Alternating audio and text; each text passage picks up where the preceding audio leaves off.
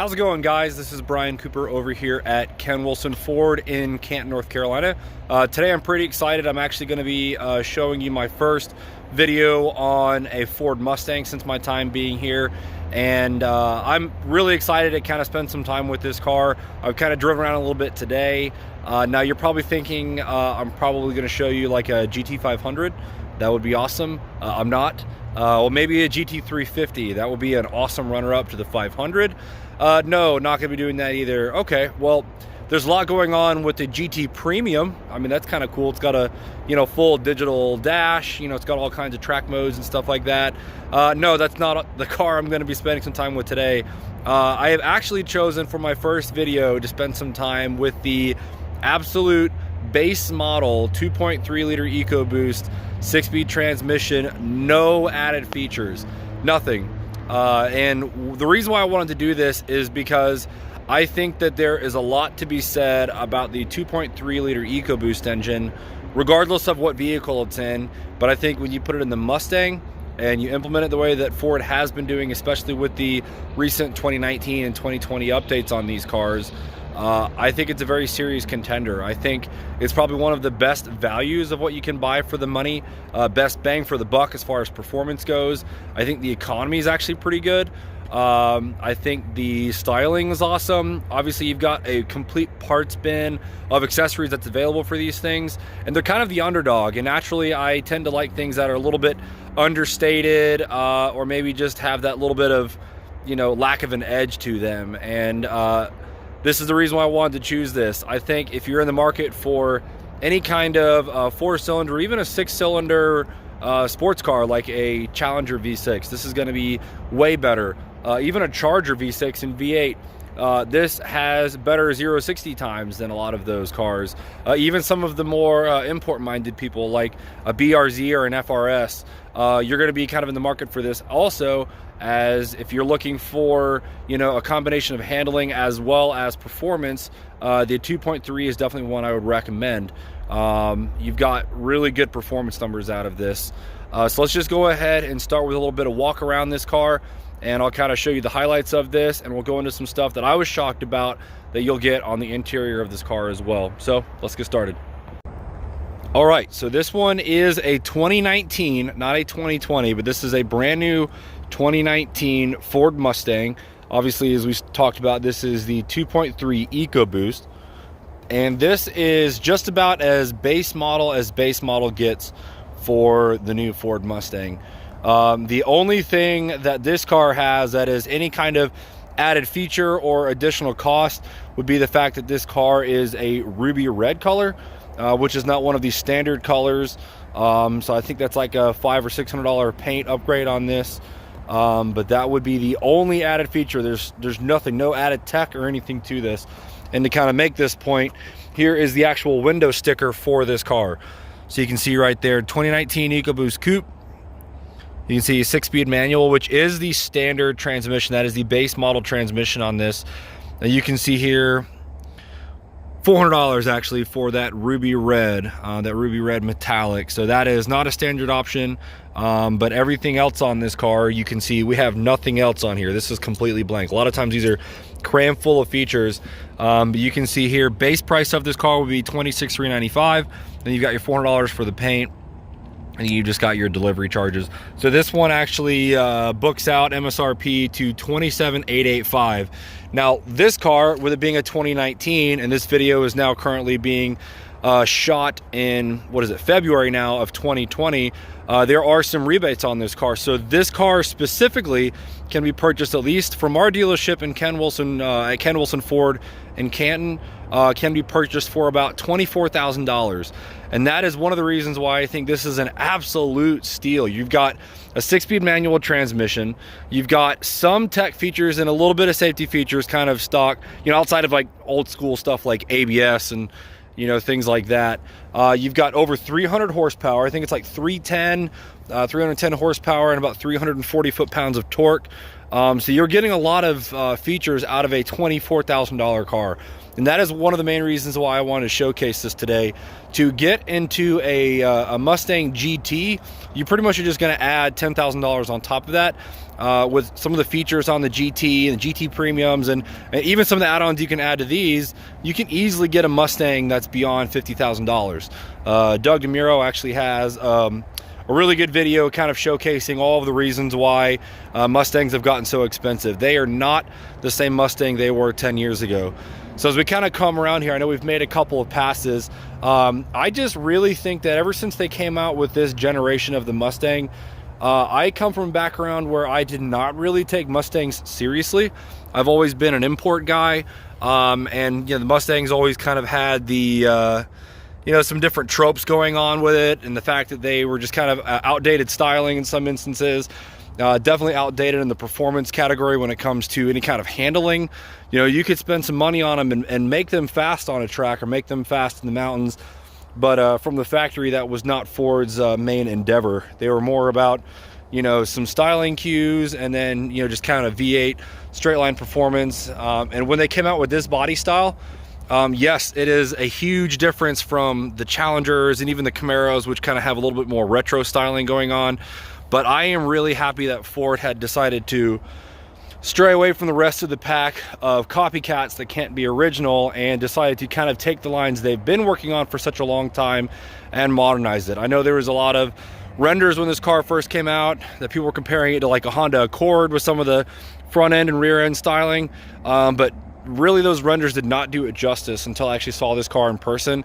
And honestly, from the very first day that I saw this body style, years before I came here to work at the dealership, I can genuinely say I was impressed. So as we kind of come around here, I really like the styling cues. You know, little things, little subtleties like this little vent right up here. It's tucked way up underneath of the headlight. Little stuff like that. The same kind of vents going on here underneath of the grille lights. Now you can see here with the EcoBoost Mustang, we have a slightly different grille with different shutters here. The V8 Mustangs actually don't have this plate here, so they've got the cooling system designed a little bit differently for the 4 cylinders than they do the 8 cylinders. And as we kind of look down here, you know, obviously when you've got a 4-cylinder EcoBoost, you're gonna have things like an intercooler and stuff like that. So they've kind of routed the cooling system around differently. You've got hood scoops on there. I don't think that in stock form these hood scoops are functional. I do know there are some performance options out there where if you want to pop those out, you can get real hood scoops in there. If they are real hood scoops and I'm wrong about that, obviously let me know down in the comment section on this video. Mirrors, something that I think is just kind of like a little bit of an understated thing on these cars, is the mirrors look really good. I think they've got really nicely designed stalks going on here. Instead of it just being like a tacked on mirror that looks just like everything else, I think they've got really good styling going on. It's a smaller mirror when you're inside, but it actually has pretty good visibility, especially since you have kind of this wide angle up here in the top corner. So very good there. I think the stance on these cars is actually the best they have ever had on the Mustangs. In all of the Mustangs prior, they had this bad issue with the front tires having a little bit of a different offset in the fenders compared to the rear tires. And when they came out with this body, they actually got it right, where from the factory you actually have proper wheel offset and tire offset. And again, this is base model. These are 17-inch wheels. They're not the 18s or the 19s or 20s you can get on some of the other options, but they actually fill the fenders pretty well. As good as any other stock car would nowadays. You know, obviously you could fit a much wider tire underneath the back of this. You actually got plenty of space back there for it. And this one is from the generation 4 cylinders that actually does have the dual exhaust. I believe on the 2020 Ford Mustangs, they actually switched that out to a single exit for the 2.3 liters. I think the tail lights still look good on this car. They look just as good now as when they first came out. I do believe they are LED all the way around. You've obviously got your integrated flashers and turn signals in that, which is a very old school Mustang thing. I think even with no spoiler, I almost kind of like the shaved no spoiler look. I think they do look good with a spoiler, but I almost think I prefer it this way just because the deck lid actually has a natural concave to the back of it. I mean, if you just look at those lines, those are, I think, some of the best lines you can get. And again, this isn't a base model. I think this looks good even with exactly how it comes from Ford. And obviously the sky is the limit with what you want to do with these things. I think they've got good roof lines. I mean, I like all the subtleties in this car. You can see they actually have kind of this aerodynamic ridge. Now, obviously with this being a base model, there's no sunroof, there's no convertible or anything on this, but those ridges there on the hardtop look good. It's just a really, really nicely styled vehicle all the way around. You've got more LED lights up front with your, actually, let me turn the lights on. I guess they timed themselves off. See if they're back on now. Yeah, there we go. So you can actually see, even on a base model, you've got HIDs and you've got LEDs. HIDs will be right there in your low beams, and then you've got the LEDs, excuse me, going on there and down there. You can even kind of tell that with the way that the lights flicker. That's a refresh rate issue with cameras and these lights. But from the exterior, I think this is just an absolutely amazing looking car. Now that we've spent some time on the outside of this Mustang, let's go ahead and head inside and see what you get, or maybe what you don't get, with a base model 2.3 EcoBoost. All right, interior of the 2.3 liter Mustang. And again, this is a base model. And what I can say about the base model Mustang is where you really kind of lack in certain features happens here in the interior. But I'm going to show you what's kind of missing and kind of what you actually do get for $24,000 to $26,000, as the case of this one. The biggest glaring difference here from this Mustang, and really just about anything else that's out there, is the fact that you obviously have this smaller screen. This is a Ford sync screen. You will of course have Bluetooth connectivity through the Ford MyPass app. You can actually sync your phone up to this, and you do have some availability for apps and things like that, like Pandora, I think iHeartRadio, different kind of music playing apps, things like that. But you're certainly not going to have Android Auto here. You're definitely not going to have a touch screen or anything going on here. In fact, I'll go ahead and turn this on. Super basic. Let me make sure we don't have any. Yep. So you can see here, you've just got regular radio controls, and you just kind of, you have to use this down here. The only other media settings that you have is Bluetooth stuff here. You can switch stuff around with the equalizer, which is easy to get to. No preloaded equalizers, just kind of manual done stuff. You can turn the screen off. I mean, super basic. This is, I guess, for your radio presets. To me, it looks like a car phone. I feel like it's like the kit car, something like you can just dial in a number and you can call somebody. Ironically, maybe if I pair my phone with this and go into making a call, maybe I can just type in a phone number and I don't know, call my mom or, you know, my wife or whatever. But this is definitely the biggest area where you are not spending your money, or I guess you could say saving your money, with going with a base model. Now, you can get a 2.3 liter with the bigger touchscreen with the Ford Sync 3. That's definitely an option, but for $24,000, that's one of the things you're just gonna have to pass on. But what you do get for that kind of money, though, is, you probably saw it earlier, we already have a push button start. And that is pretty much standard on all these. There's no key here. I've got it in my chest pocket here. We do have traction control, which is pretty standard on most cars nowadays, but that actually comes in handy later. And then these cars, this is a 2019, so no kind of exhaust buttons or anything here, again with the base. But this one does have different driving modes, which if we look here on the center screen, you actually have a sport and a comfort steering feel, and that basically changes the electronic assisted steering controls, and that's actually kind of neat. So you can kind of tighten that or make it a little bit more comfortable feeling. So that is something you do get even at $24,000. You know, again, coming back here, there's no auto climate control. Everything is done manual, just like you would in any other Ford vehicle. This is a pretty similar design they have on a lot of different stuff. So that's really it to say about that. Now, obviously, 6-speed is, something that you just are not finding much on any cars anymore. And that's just kind of a detriment. It's just too many people are, kind of preferring an automatic for different reasons.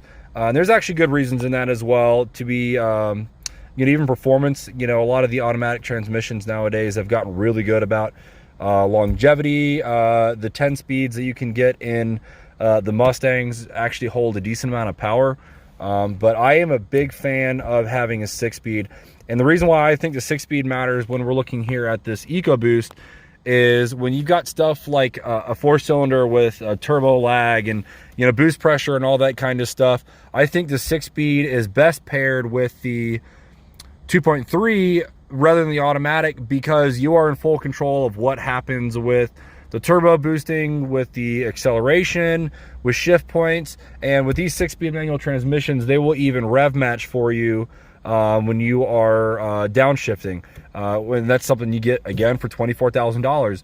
You also get hill assist for $25,000. And I tried it earlier. You could be on a hill that's pretty steep, and the electronic parking brake will hold the car in gear until you, or hold the car in park, basically, until you actually put it in gear and start going.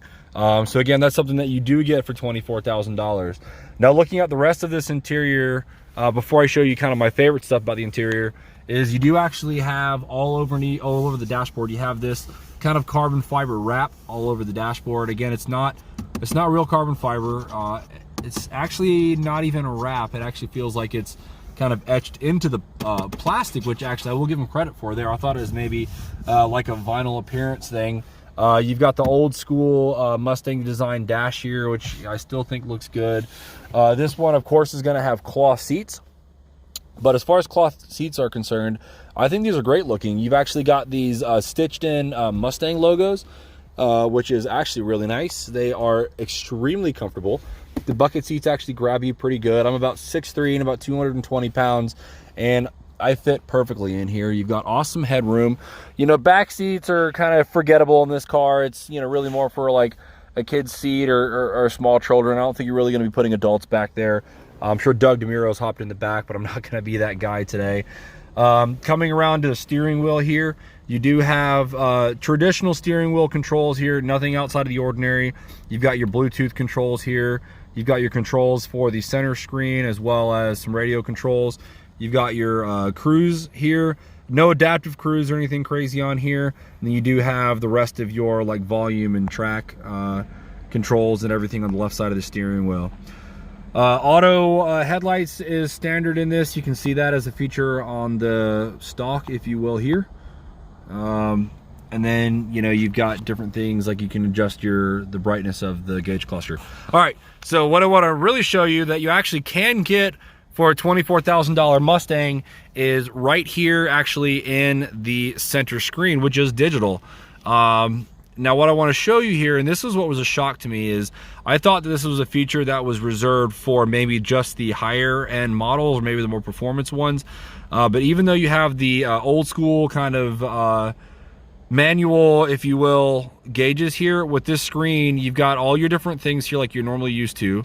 You actually have a ton of data available for, you can see I've had the car running for a little bit. You've got all your sensor data here. Oh, come on, car. Come back on. There we go. Come back to life. Yep, got it. Gauge mode. All right, so yeah, back into here, you can actually see boost gauge, which is awesome to see. That's pretty standard in a lot of turbo cars now. You can see all your different temperature gauges. You can see your air fuel. Obviously, you've got tire pressures and stuff like that. As we back up into here, you've got what driver assist modes you do have on here, which in this case is just the hill start assist and the auto engine off. Nothing too exciting there except the hill start assist.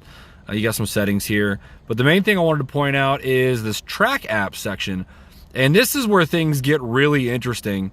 So as we go up here to the top, you can see you've got like a status screen where you can see what steering wheel controls you have things in. I'll just leave it on normal for now. And then what this is on the right, LC, is launch control. And you can see right now it is set for a 3,000 RPM launch control. And that blew my mind. So as we go into here, you actually have an accelerometer. So you've got your little gauge to see how many G's you're pulling, whether it be braking or turning or acceleration or anything like that. We also have an acceleration timer, which I was kind of playing with a little bit earlier. You can actually go in here and set where it's an automatic start, where it just does it from 0, or you can have it down with a countdown, which is, I think, awesome. You can do a standing 1/8 mile, standing 1/4 mile. And again, they kind of, you know, say this is track only, but I mean, whatever. We know it's probably going to happen here. Not for me, but I mean, for people that are going to own these cars. This was shocking also. You can even track brake performance. So you can do a 60 to a 0 and 100 to 0. And in the same fashion that you would the acceleration test. I think that's killer. I think if you're wanting to upgrade this and you really want to see, you know, how does brake fade affect this car? How does different brake pads affect this car? You can actually see with your own car for $24,000 what all you can do. You have line lock available on this. Now it's skipping over right now because the car is off and there's some features you have to turn on. You can engage a lap timer, which is awesome. We have launch controls we talked about earlier. You can set your RPMs to whatever you want it to be. And you can see all the different, you know, kind of results and stuff like that. So you can see here in the acceleration timer, you know, I guess somebody's played with this in the past. I don't know how legit any of these numbers are, but you can see some 0 to 60 numbers. That seems way off to me. I think 0 to 60 on this is a little closer to 6 seconds. So I'm sure that was just somebody messing with it. But you can see all your different results in here that have been saved. Looks like nobody's really done too much with this, which makes sense at 35 miles. You can see all-time best. Like, that is a lot that you can do. I do not think, and I'm not the FRS or the BRZ expert, but I am fairly certain you do not get that kind of track performance data in any of their cars, maybe minus the high-end performance models. And that's definitely something that's missing in a lot of other cars that are considered performance cars out there. So that is actually what shocked me more than anything with the interiors. Even though for $24,000 we're not getting a big touch screen, you know, we're not getting auto climate control, we're not getting a digital, you know, display here across the dashboard. Despite all that, you do still have some features like the track mode, and I think that is absolutely phenomenal. All right, let's go ahead and start this thing up and kind of see how it sounds and maybe take a look at the engine bay. So again, push button. So very quiet, which is to be expected. Let's go ahead and put this back here. There we go.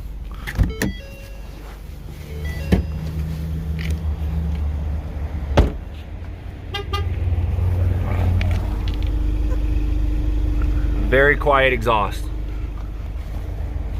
I'm not gonna be able to rev this thing up right now because I am the only one here to film this video. But I can promise you there's not a whole lot of great exhaust note going on there. That is probably the one detriment of the 2.3 is you've got, you know, a Mustang that you expect a certain amount of performance out of and sound out of, and you know, it's gonna have a different sound.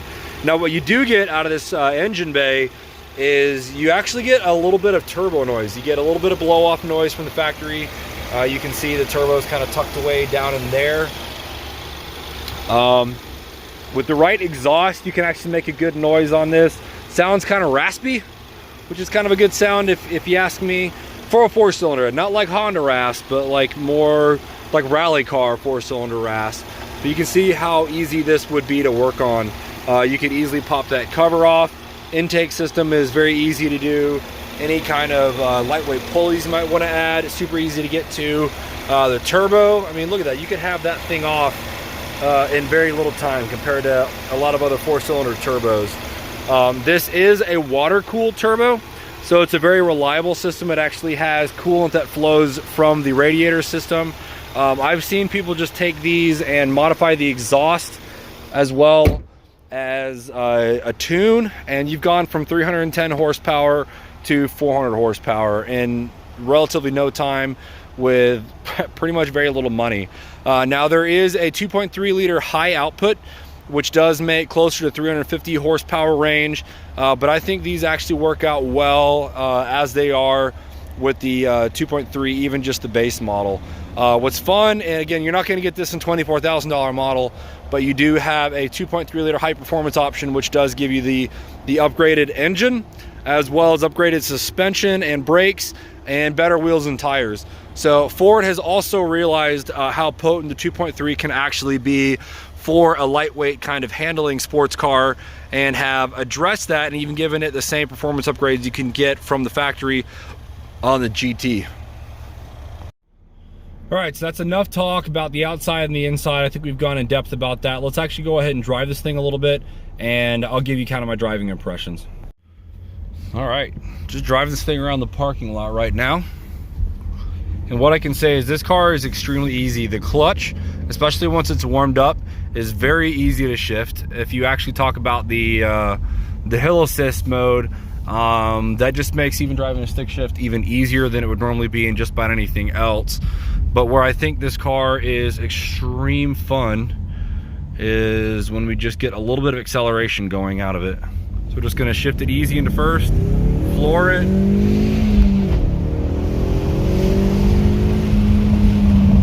And you can see how quickly it just wants to hit that 60 mile an hour. And for anybody that's not driven a turbocharged car before, you are getting a totally different driving experience out of a 4-cylinder than you do a V8. Now, I will always say the sound of a V8 is always going to be overall better than a 4-cylinder, especially the 5.0. The Coyote just has an amazing sound to it. But what you do get out of this is you get that kind of a rush of the boost of the turbo, and it hits hard, it hits smooth, and it hits pretty low. It's really nice and linear. I like the fact that gone are the days of, you know, boost lag where it was like nothing, nothing, nothing, nothing, and then all power, like for the last 2,000 RPMs. You actually have power all the way through the rev band here. And with traction control on, this thing is really easy to drive. I'm in 3rd gear right now. I mean, it's just very sporty. I'd be remiss to say if you jump into any other base model sports car that exists right now, any base model, I would even say even a mid-level sports car from the Camaro line. Now the Camaro's got some decent stuff going on with the 4-cylinders now, as well as the they do have their V6, I think, is still around also. But with the lightweight of this car compared to the Camaro and compared to the Challenger, you're going to get way more performance and bang for the buck out of this than you ever will from a Charger and a Challenger. And I believe they are a bit more expensive than $24,000 to $26,000 as well. All right, now that we're on the highway, I would actually say it's decently quiet. Obviously, there are quieter options out there for cars as far as some of the SUVs and luxury trucks and things like that. But there is actually a pretty decent amount of sound isolation and wind isolation, which is good. These cars don't have any A-pillars on the doors, so that can kind of affect some of the wind noise. No sunroof, which does kind of help things in that manner, but pretty good on the highway. I like that the car feels really manageable, very planted. The driving position is, I've been a fan of the driving position in these cars since they first came out. I felt that a lot of the other cars, especially the bigger ones that we've kind of talked about with the Camaros and the Challengers, things like that, those kind of, when you look out of the hood, you kind of are looking up and you don't really have a good indication of where your front wheels are.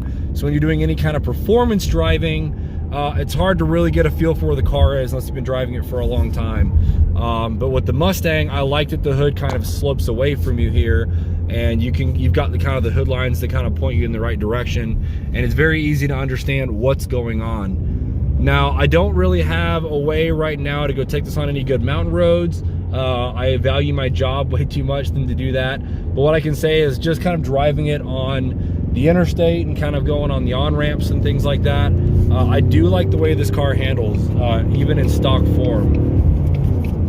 I think that they've got a lot going on with this. All right, well, that's gonna do it for me today, talking about the Mustang. Again, $24,000, even $26,000 without the rebates and things. I don't think you could find a better deal for this. Tell me what you think. I'd love to hear some comments down below. I think there's gonna be some people that are gonna tell me that the 2.3 liter is a joke, or they're gonna say the BRZ is the best handling car ever, or that a Nissan 370Z would outrun this thing, or whatever. But I'd love to hear it from y'all. I can also say there's plenty of people that have owned this car, and I would also like for you to chime in and tell me what you've thought about this car since you've owned it. You know, how have you liked it on the track? What kind of performance options have you seen and have done with these cars? But in the meantime, I just want to say thank you everybody for watching these videos. I have a lot of fun making these. Hopefully you have a lot of fun watching them. If you're local and you want to come by and see this car or any of the other Mustangs we have on the lot, feel free to swing by. Again, we're over here in Western North Carolina, Ken Wilson Ford. This is Brian Cooper, and I'm out. Have a good day.